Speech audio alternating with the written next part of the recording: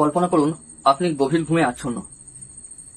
আপনার মনে কোনো ভয় নেই, কোনো চিন্তা নেই। আপনি জানেন সকাল হবে আর আপনি আপনার দৈনন্দিন স্বাভাবিক কাজে নিযুক্ত হবেন। কিন্তু হঠাৎ আপনি টের পেলেন যে আপনার মাথার কাছে কিছু জিনিস তুলে ধরা হয়েছে। না, কোনো ছুরি নয়, কোনো বন্দুক নয়, একটি বিশাল পাথর যা সেকেন্ডের মধ্যে আপনার মাথাটা গুড়িয়ে দেবে। আপনি চিৎকারের সুযোগও পাবেন না। এটি কোনো ভৌতিক সিনেমা নয়, এটি ভারতের অন্যতম মর্মান্তিক সিরিয়াল কিলিং কেস, যার ফাইল আজও পুলিশ স্টেশনের সেলফে ধুলো খাচ্ছে। আজ আমরা জানবো স্টোনম্যান বা পাথরখোরের কথা,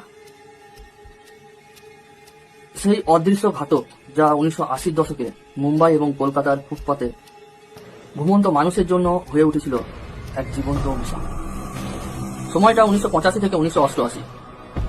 মুম্বাই শহর তখন দিন রাতে মুখর, কিন্তু রাতের গভীরতা বাড়ার সাথে সাথে শহরটা থমকে যেত।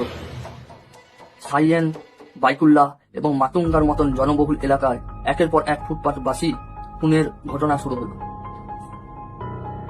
প্রথম খুনটি হয়েছিল সিবিডি বেলাপুর স্টেশনের কাছে।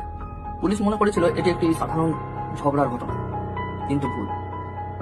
প্যাটার্ন ছিল অদ্ভুত। খুনি রাতের অন্ধকারে আসত, ঘুমন্ত মানুষের মাথায় 30 কেজি ওজনের একটি বড় পাথর সজোরে মেরে পালিয়ে যেত। 12 জন নিরীহ মানুষ এভাবে একের পর এক খুন হয়। পুলিশ হতবাক, কোনো সাক্ষী নেই, কোনো ক্লু নেই, শুধু মৃতদেহের পাশে পড়ে থাকা রক্তমাখা বিশাল পাথর। সে সময় সিসিটিভি ছিল না। পুলিশ রাতের বেলায় ছদ্মবেশে ফুটপাতে শুয়ে রইল, কিন্তু খুনি কখনোই ধরা দিল না। সে যেন জানতো পুলিশ কোথায় ওত পেতে আছে।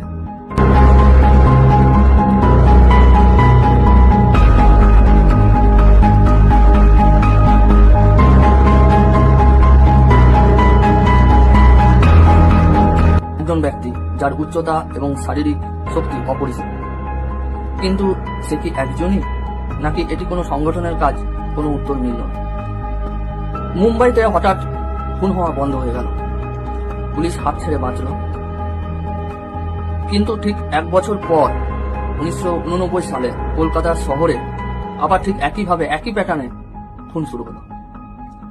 পদ্ধতি এক, পাথর এক, কিন্তু শিকার আবার ফুটপাতবাসী। 6 মাসে কলকাতায় 7 জন খুন হলে এতে ধারণা করা হয় খুনি শহর বদলেছে, তার পরিচয় নয়। এবার তদন্ত শুরু করলো কলকাতা পুলিশ, কিন্তু ফলাফল শূন্য। আজও এই খুনের কোনো বিচার হয়নি। পুলিশের ফাইলে এই কেসটি আনসলভ বা অমীমাংসিত রয়ে গেছে। খুনি কি আজও বেঁচে আছে? তার মোটিভ কি ছিল? কেন সে শুধুমাত্র অসহায় ফুটপাতবাসীদেরই বেছে নিত? আধুনিক ডিএনএ প্রযুক্তিও এই প্রাচীন কেসটির কোনো উত্তর দিতে পারেনি। দ্য স্টোনম্যান ভারতের অপরাধের ইতিহাসে একটি মর্মান্তিক উদাহরণ। এক ব্যক্তি যে কয়েক বছর ধরে পুরো ভারতকে আতঙ্কে অবশ করে দিয়েছিল, অথচ কেউ তার পরিচয় জানতে পারল না। সে যেন এক অদৃশ্য ছায়া, যা এসে চলে গেল, কিন্তু পেছনে রেখে গেল এক অদ্ভুত শিহরণ জাগানো গল্প, যা আজ পর্যন্ত আমাদের ভাবতে বাধ্য করে, আমরা কি সত্যি নিরাপদ? আপনি কি মনে করেন পাথরখোর আজও আমাদের মাঝে বুক ফুলিয়ে ঘুরে বেড়াচ্ছে? আপনার মতামত কমেন্টে জানাবেন।